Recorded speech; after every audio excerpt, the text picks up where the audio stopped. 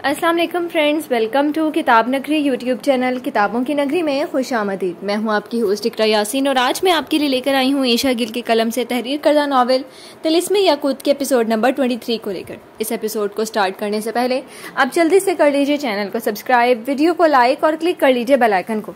अब आते हैं एपिसोड की जानिब। वो बर्फ का मुजस्मा बनी आंखें फाड़े अपने मुकाबिल खड़ी शाथा को देख रही थी, जिसकी आंखें अब जहर उगल रही थी, जबकि पीछे खड़ी शाखला के तासुरात यूं थे वो या कोई बहुत ही बड़ा मौत का सर अंजाम दे दिया हो। वो बस अब जंजबील का शाथा के हाथों हाल बुरा होता देखने के मुंतजिर थी। क्या लगा था तुम्हें कि तुम चुपके चुपके जासूसी करती जाओगी और शाथा को खबर तक ना होती? हा हा हा। शाथा के कोई 100 फुट भी दूर खड़ा सरगोशी कर रहा हो तो उसे उसकी भी भिनक पड़ जाए। यकीनन उस रात मेरे कमरे में तुम ही थी। मैं जानती हूँ वो कोई कनीज थी, मगर वो कनीज तुम ही हो। अब इसमें कोई शक बाकी नहीं रहा। अब सीधी तरह जबान खोल दो, वरना मेरा जबान खुलवाने का तरीका तुम अभी जानती नहीं हो। वह धमकियां में इस लहजे में गोया हुई, जबकि जंजबील तो अभी तक सकते में ही खड़ी थी। शाखला की फातिहाना मुस्कुराहट को देखकर उसे ये समझने में जरा भर देर न लगी कि वो जो कोई उसका पीछा कर रहा था वो उसका वहम नहीं बल्कि हकीकत थी। यानी शाथा को उसके यहाँ होने की इत्तला देने के पीछे शाखला का ही हाथ था। आखिर उसने जंजबील से अपना बदला ले ही लिया। उसने ठीक कहा था कि उसकी नजरें अब जंजबील पर ही टिकी हैं, मगर जंजबील के दिल में कहीं ना कहीं ये इत्मीनान जरूर था कि शाथा उसकी हकीकत से अनजान है, क्योंकि अगर अनजान ना होती तो सवाल हरगिज न करती। उसे कुछ समझने का मौका दिए बगैर ही कैद खाने डलवा देती। अब जंजबील को कोई माकूल बहाना बनाना ही था। भले शाथा को यकीन आए या ना आए, मगर उसे सच नहीं उगलना था। खामोश क्यों हो, बोलो।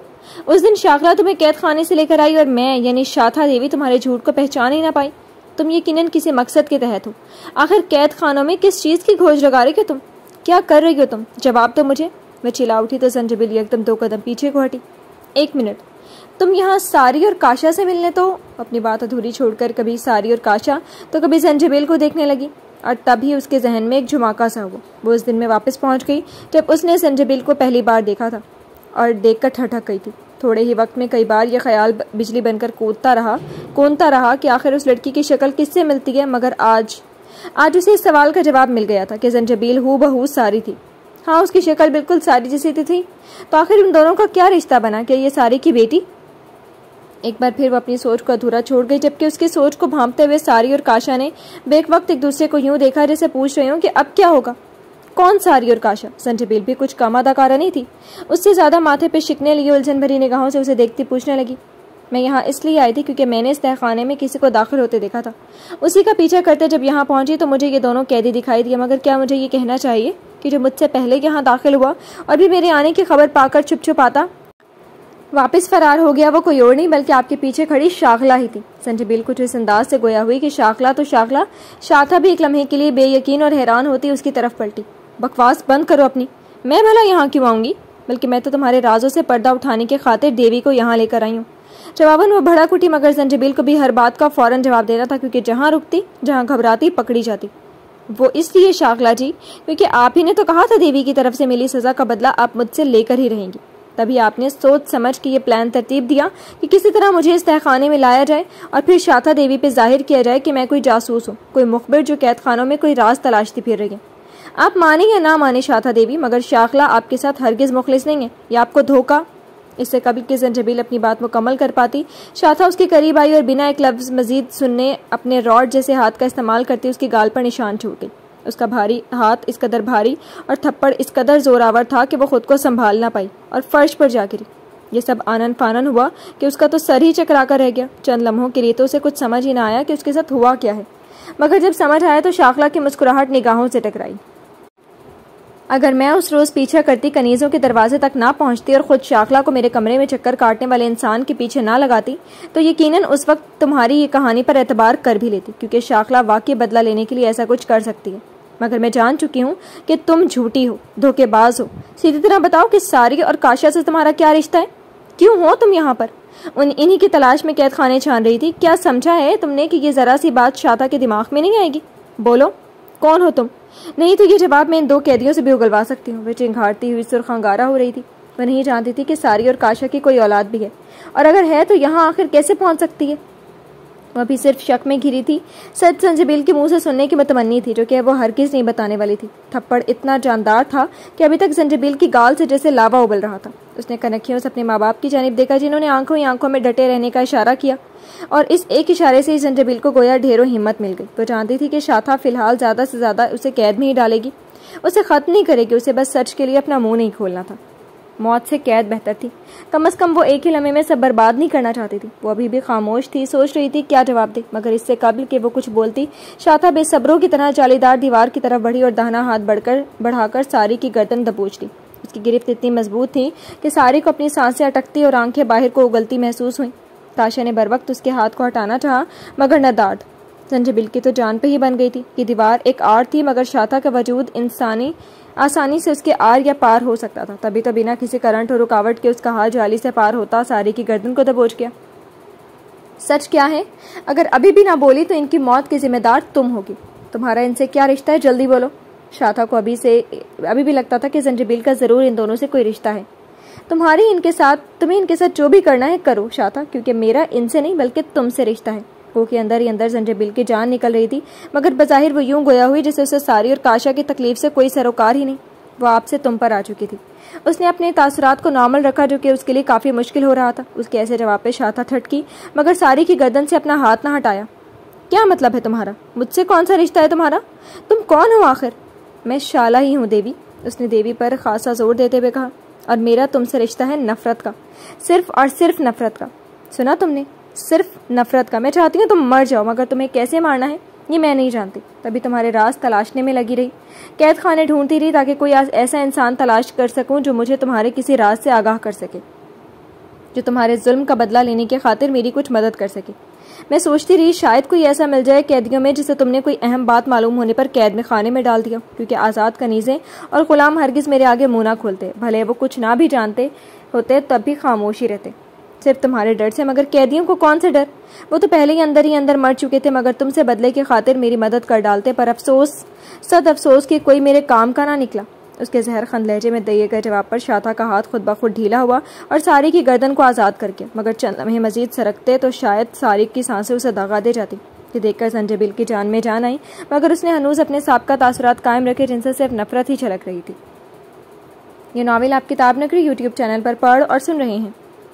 संजबील अब खड़ी हो चुकी थी और शाथा के रूबरू आ चुकी थी। शाथा के तासुरात से साफ जाहिर हो रहा था कि वह संजबील की जुर्रत पर हैरान थी, क्योंकि आज तक किसी ने जुर्रत नहीं की थी शाथा के सामने अपनी आवाज़ ऊंची करना, तो क्या अपनी नफरत तक जाहिर करने की। वो मुठ्ठियां भींचे खड़ी थी। मेरी खोज सिर्फ कैद खानों तक ही महदूद नहीं थी। हाँ देवी साहिबा, उस रोज़ मैं ही थी तुम्हारे कमरे में, बल्कि एक नहीं कई बार गई थी, ताकि कोई ऐसा सिरा हाथ लग जाए जिससे तुम्हारा किस्सा तमाम कर सकूँ। मगर इतना बोलकर वो खामोश हो गई, जबकि शाथा जो जब्त किए खड़ी थी मुस्कुरा उठी। मगर अफसोस कि तुम मेरा कोई राज ना जान पाई। तुम अपने मकसद में नाकाम ठहरी, क्योंकि शाथा को कोई नुकसान पहुंचा दे ऐसा मुमकिन ही नहीं। तुम पकड़ी गई और अब तुम कुछ नहीं कर सकती। अफसोस हो रहा है मुझे तुम्हारे लिए। उसने मसनूई हमदर्दी से हाथ बढ़ाकर संजबील के कंधे पर रखते हुए गोया उसे दिलासा दिया। संजबील का दिल चाहा कि वह फौरन से कब्ल उसके जहरीले वजूद से भरा हाथ झटक दे, मगर जबड़ों पे जोर दिए लबस्ता खड़ी रही। तुम भूल गई थी शायद कि तुम किसका खात्मा करने चली हो। मैं यानी शाथा मरना नहीं बल्कि मारना जानती है, सिर्फ मारना। ये कहते हुए गैर महसूस तरीके से उसने अपना हाथ हटाया और धीरे धीरे संजबील की गर्दन तक लाने के लिए फिर एकदम ही उसे अपने शिकंजे में ले गई। वो इस हमले के लिए बिल्कुल तैयार ना थी और जोर जोर से हाथ मारने लगी। आज तक इस नाग महल में किसी की हिम्मत नहीं कि वह मेरे रूबरू खड़ा हो सके, मुझसे नजर मिला के बात कर सके, मगर तुम। उसने अपनी गिरफ्त और भी मजबूत की तो संजबील को अपनी बसारत धुंधलाती हुई मालूम हुई। मगर तुमने मेरे ही मुंह पर मुझसे नफरत का इजहार कर डाला, मेरे खिलाफ खोज लगाती रही, मुझे मारने का इरादा किए बैठी रही। तो जैसे लम्हे सरकने के साथ साथ वहशी होती जा रही थी, जबकि सारी और काशा की हालत यूं थी जैसे अभी चिल्ला उठेंगे और शाथा से उनकी बेटी की जिंदगी की भीख मांग लेंगे। और सारी को तो ऐसा करने भी लगी थी, मगर काशा ने बर वक्त उसके हाथ पे दबाव डाल के आंखों ही आंखों में मिन्नत कर डाली कि चुप रहना, क्योंकि अगर उसे मालूम हो जाता संजबील उनकी बेटी है तो वो उसे मजीद अजियत देती, ताकि वो दोनों याकूत के मुतल्लिक अपना मुंह खोल डालें। मैं तुम्हें नहीं मारूंगी, क्योंकि ये भी भला कोई मौत हुई कि एक ही झटके में जान निकाल ली जाए। तुम्हें तो मैं पल पल मारने के लिए यहीं, हाँ बिल्कुल यहीं, इसी कैद खाने में छोड़ूंगी। शाखला, बुलंद आवाज में शाखला को पुकारा गया। वो फौरन से कब्ल इसके सामने हाजिर हुई। जी देवी, मेरे लिए कोई हुक्म? उसको ना खाने को कुछ दोगी ना पीने को। रोज शाम में इसको 50 कोड़े लगाओगी और रहम हरगिज नहीं खाओगी। सुना तुमने? 50 मतलब 50। इससे एक भी कम नहीं। ये कहते हुए उसने जंजीबिल को छोड़ते हुए परे झटका दिया तो वो खुद को संभाल ना पाई और फर्श पे जा गिरी। वो बुरी तरह खांस रही थी, आंखों से पानी मुसलसल बह रहा था। कोड़ों का सुनकर उसकी रूह तक कांप गई थी। शाला कुछ देर तक तो उसे खोजती निगाहों से देखती रही और फिर आगे बढ़ गई, मगर अभी थोड़ा सा आगे ही गई थी कि कुछ सोचते हुए पलटी। चंद लम्हे जंजीबिल के बालों को देखती रही और फिर बोली, इसके बाल बहुत खूबसूरत है शाकला। अभी वो इतना ही बोली थी कि जंजीबिल बुरी तरह ठटकी उसके दिल में खतरे की घंटी बजी, क्योंकि शाकला की मानी खेज मुस्कुराहट भी उससे बहुत कुछ कह रही थी। शाखा के परे झटका देने के सबब उसके बाल खुल चुके थे और अब कमर से नीचे तक पहुंचे हुए थे। मैं जब यहाँ दोबारा आऊँ तो मुझे ये दिखाई न दे, समझ गई? आखिर उसने वही बात कही जिसका जंजीबिल को डर था। जी समझ गई देवी, वो मदबाना अंदाज में कहती शाथा के पीछे ही चल पड़ी, जबकि जंजीबिल उनके जाने के बाद अपनी घुटी हुई आवाज़ों को हलक से निकालने से रोक न पाई और फूट फूट कर रोती। साशा मेरी बच्ची, तुम ठीक तो हो? सारी गोया हुई वो दोनों चाहते थे कि वो बिल्कुल ठीक नहीं है, फिर भी पूछ बैठे। शाथा की दी गई कोड़ों की सजा सुन के उनका अपना दिल खून के आंसू रो रहा था। साशा कुछ तो बोलो, अब की काशा सवाल को हुआ। वो दोनों के सवाल को नजरअंदाज किए बस रोती ही रही। वो यहाँ इस कैद खाने में कैद होने तो नहीं आई थी, वो तो उस दश देवी को मात देने आई थी और यहीं उसको बिलक बिलक के रोने पे मजबूर कर रहा था। अभी कुछ देर ही गुजरी थी कि शाकला हाथ में कैंची लिए चली आई। लबों से मुस्कान जुदाई नहीं हो रही थी। नहीं प्लीज ऐसा मत करो, मत काटो मेरे बाल। उसे अपनी तरफ बढ़ता देखकर वो मिन्नत भरे तलब लहजे में बोल उठी, मगर शाकला उसकी एक ना सुनती उसके बालों पर कैंची से वार कर चुकी थी।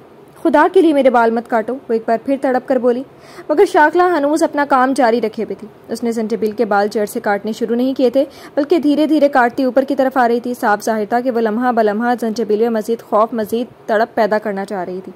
उसकी मिन्नतों का मजा चाह रही थी। माँ बाप शदीद जब्त किए खड़े थे। सारी तो ये देख ही ना पाई और सख्ती से आंखें मींच गईं। वो उसके कंधों से नीचे तक बाल काट चुकी थी। इससे कबल के बाकियों का भी काम तमाम करते जंजीबिल ने आओ देखा ना ताओ पूरी जान लगाते हुए उसे खुद से परे धक्का दिया और मौका देखते ही कैंची अपनी दस्तरस में ले ली। खबरदार, खबरदार जो तुम मेरे करीब ही आई तो, वरना मैं इसी कैंची से तुम्हारा जिस्म चाक करके रख दूंगी। वो कैंची खोले उसके नोकीले सिरे शाकला की तरफ किए हुए थी। मुझसे किसी रहम की उम्मीद मत रखना, मैं जो कह रही हूँ वो कर भी सकती हूँ। चली जाओ यहाँ से, इससे कबल कि मैं आगे बढ़ूँ। आंखों में तनफ्फुर लिए वो बफरी शेरनी की मानिंद ये कहते हुए उसकी जानिब बढ़ने भी लगी तो शाकला चंद कदम पीछे को हटी। तुम्हें तो मैं देख ही लूंगी, और वैसे ये आधा काम तो मेरा हो चुके और बाकी आधा कल से। कल जब 50 कोड़े जिस्म पे पड़ेंगे तो सारी बहादुरी दम तोड़ जाएगी। वो तो मस्कुराना लहजे में कहती उसकी दाहिनी जानिब से होती आगे बढ़ गई, जबकि उसके जाते ही कैंची पूरी जान से फर्श पर पटकती वो दो जनों बैठती, दोनों हाथों में मुंह छुपाए रोने लगी। मगर तभी उसे किसी चीज़ की अदम मौजूदगी का एहसास हुआ। कुछ ख्याल आते ही उसने अपनी गर्दन पे हाथ फेरा तो गोया जान ही निकल गई। मेरी चेन, मेरा याकूत, नहीं नहीं ये कहाँ चला गया? वो फौरन से कबल उठी और पूरे फर्श पे नजरें गाड़े उन दोनों को तलाशने लगी। शाता के कमरे से याकूत मिलने के बाद जब उजरत में उसने चेन का लॉक बंद करना चाहा तो वह दरअसल बंद नहीं हुआ था, बल्कि अटक गया था, और वह यही समझती रही कि चेन के दोनों सिरे आपस में मकफल हो चुके हैं। मगर जब शाता ने उसकी गर्दन को पकड़ा और फिर उसे परे धक्का दिया तो शाता की गर्दन पर दबाव और उसके एकदम गिरने के सबब चेन और याकूत भी फर्श पर ही कहीं जा गिरे। मगर उस वक्त उसने किसी ने भी चीज़ की गिरने की आवाज़ को महसूस न किया था। साशा मेरी बेटी, ध्यान से देखो, यहीं कहीं होगा। शाता को तो इस बारे में मालूम ही नहीं कि वह याकूत तुम्हारे पास है। वो तुम्हारे सामने खाली हाथ गई है, यहीं कहीं होगा, ठीक से देखो। सारी उससे भी कहीं ज़्यादा मुतफक्कर दिखाई देने लगी थी। मिल गया, शुक्र है अल्लाह का, मिल गया माँ, मुझे याकूत मिल गया। ये नावल आप किताब नगरी यूट्यूब चैनल पर पढ़ और सुन रहे हैं। खुशी जंजीबिल के चेहरे से आया हो रही थी। उन दोनों ने भी शुक्र अदा किया, मगर काशा तो भी पूरी तरह से शुक्र भी अदा नहीं कर पाया था। जब उसकी नज़र याकूत में आई दरार पर पड़ी तो उसका चेहरा वहीं मुरझा गया। सारी की नज़र उसके चेहरे पर पड़ी तो परेशानी से गोया हुई। काशा क्या हुआ, तुम एकदम से आजुर्दा क्यों हो गए? इस सवाल पर जंजीबिल ने भी उनके अब के फर्श से चेन उठाकर उसमें याकूत पर रोते हुए बाप की जानिब देखा, जिसके लिए शायद जवाब देना मुश्किल हो रहा था। सारी, तुमने गौर नहीं किया, याकूत तो? काशा की अधूरी बात पे जंजीबिल उनके रूबरू आ खड़ी हुई और कभी याकूत को तभी कभी बाप को देखने लगी। उस पर सारी ने भी याकूत की जानिब देखा तो उसके चेहरे के तासुरात बदलने में भी ज़्यादा वक्त ना लगा था। क्या हुआ, आप दोनों क्या कहना चाह रहे हैं? देखिए प्लीज़ मुझे बता दें, मैं पहले ही बहुत परेशान हूँ। बेटी की इस हालत पे दोनों का दिल कटने लगा, मगर अब बताना तो था। साशा, वो दरअसल जंजीबिल हुमतन गोश थी। बेटा, याकूत अब किसी काम का नहीं रहा, इसमें दरार पड़ चुकी है, इसकी सारी ताकतें खो चुकी हैं। अब अगर तुम इसे ताज में जोड़ भी दो तो कोई फ़ायदा हासिल नहीं होगा। काशा ने आखिर वो बात बता ही दी, जिसे सुनने के बाद जंजीबिल किसी शाख बेद की मानिंद फर्श पे जा गिरी और हाथ में पकड़ी चेन में लटके याकूत को यकटक देखने लगी। इसका मतलब सब खत्म हो गया, मेरा मकसद पूरा होने से कबल ही फौत हो गया, मैं हार गई। हाँ देखो, मैं हार गई, वो भी इतनी बुरी तरह से। खोए खोए से अंदाज में कहती वो आखिर किसी छोटे बच्चे की तरह बिलक बिलक कर रो पड़ी। यूं लग रहा था जैसे उससे उसकी अजीज मता छिन गई हो। जब से नजीब और जीना का इंतकाल हुआ तब से उसकी ज़िंदगी में शायद आंसू और गमों ने अपनी खास जगह बना ली थी। सब खत्म हो गया माँ पापा, अब मैं शाथा को कभी मात नहीं दे पाऊंगी। मैं कुछ नहीं कर सकती, ये क्या हो गया? हिचकियों के दौरान बमुश्किल वो बोली। लहजा मुकम्मल टूट चुका था। नहीं, कुछ भी खत्म नहीं हुआ। तुम अभी भी बहुत कुछ कर सकती हो। तुम शाथा को मात ज़रूर दोगी और इस मकसद में तुम्हारा साथ अब मैं दूंगी। ये आवाज़, ये कहने वाली कौन थी? नहीं, ये सारी तो बिल्कुल नहीं थी। रोती हुई उस लड़की ने उस शनासाई आवाज़ पर सर उठाकर देखा तो गोया हैरत का मुजस्मा ही बन गई, क्योंकि दरवाजे पर कोई खड़ा था और वो कोई और नहीं बल्कि शानिफा थी। हाँ बिल्कुल, वो शानिफा थी, संजबिल की बेहतरीन दोस्त, बेहतरीन मददगार। कुछ कम हैरान तो शानिफा भी नहीं थी, मगर वह चूंकि कब से दरवाजे की ओट में छुपी सब सुन चुकी थी तो उसकी हैरत जाती रही। सारी और काशा अजनबी निगाहें लिए उसे तक रहे थे। जी तो फ्रेंड्स, कैसे लगी आपको आज के एपिसोड? कमेंट सेक्शन में ज़रूर बताइएगा। फिर हाजिर होंगे नॉवेल के नेक्स्ट एपिसोड के साथ। अब तक के लिए इजाज़त दीजिए। शुक्रिया।